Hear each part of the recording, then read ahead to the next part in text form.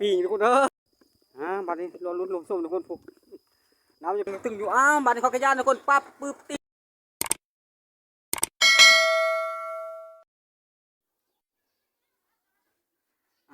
กราบทักทายสบายดีและสวัสดีเบิร์ดสุขสุขคนพ่อแม่พี่น้องๆที่เข้ามาติดตามรับชมสองสัญญาณลูกบ้านนาบอกว่าฟังลาวฟังไทยต่างประเทศก็ดี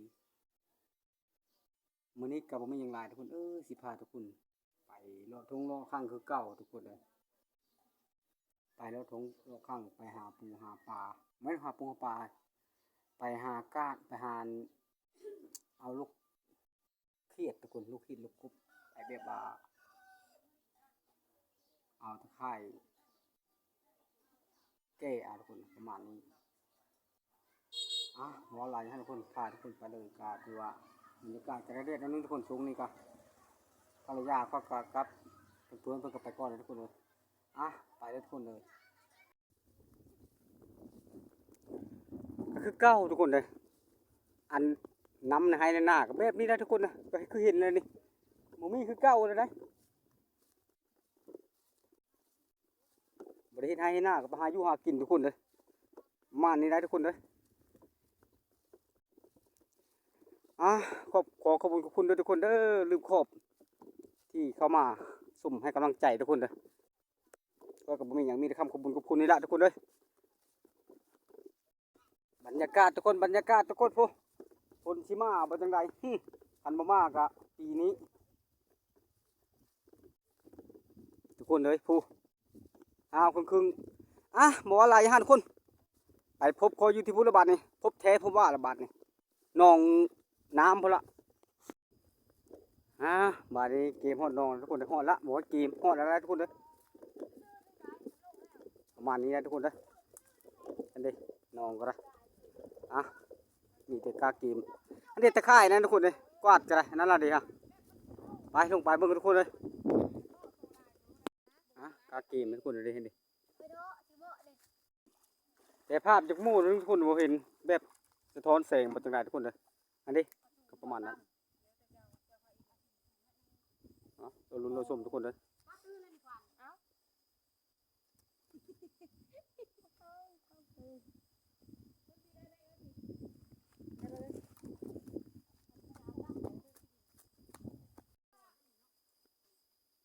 มีแต่ไปเบิ่งพานั้นทุกคนบ้านนี้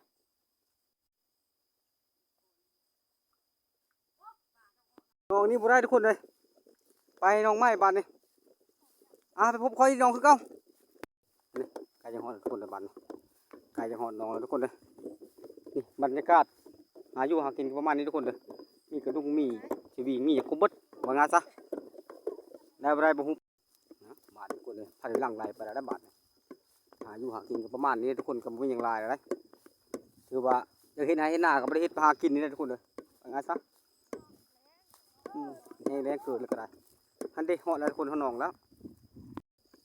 บัดนี้รอลุ้นลงส้มทุกคนปุ๊บน้ำจะพิ้งคอทุกคนที่ได้บ่จังใด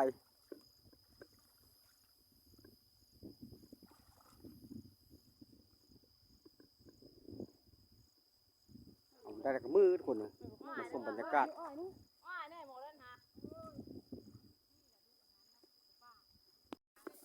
ทุกคนได้ดีทุกคนเลยปุ๊บ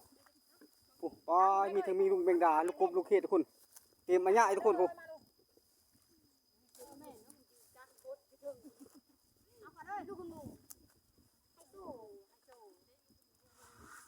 ทุกคนลายครั้งที่2บาททุกคนเลยเสียบบาท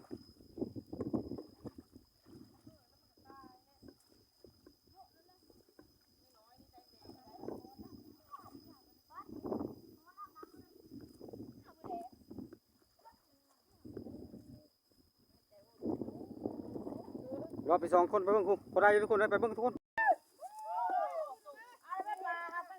ปีทุกคน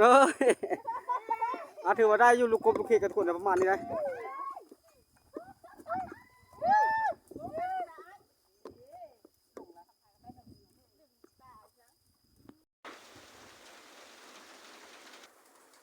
บ่ได้สรุป ซ้ำมันลูกกบลูกเห็ดกับพลตกก่อนทุกคนเลยถือว่าบริหารหน้าที่ว่าสิให้ทุกคน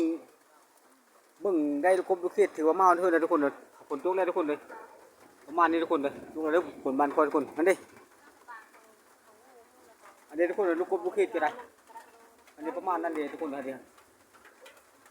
เดี๋ยวว่าฝนตกก่อนว่าสิเอาโต้ทุกคนเลยว่าสิว่าโต้ปัดฝนตกเลยกลับบ้านทุกคนเลยแต่บ่มียังหลายดอกอันนี้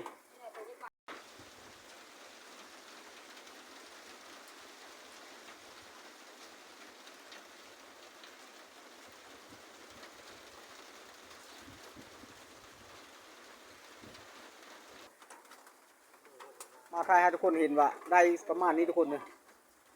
คลิปนี้ก็มาสำหรับจบทุกคนผสมแล้วก็ทุกคนทักแข่งกันก็อย่าทิ้งอย่าป้าอย่าไล่อย่าไล่ทุกคนถ้าผิดพลาดประการใดขอโทษขออภัยเจอกันคลิปหน้าทุกคนเสียงพลังตึงอยู่บ้านเขากระยานทุกคนปั๊บปึ๊บ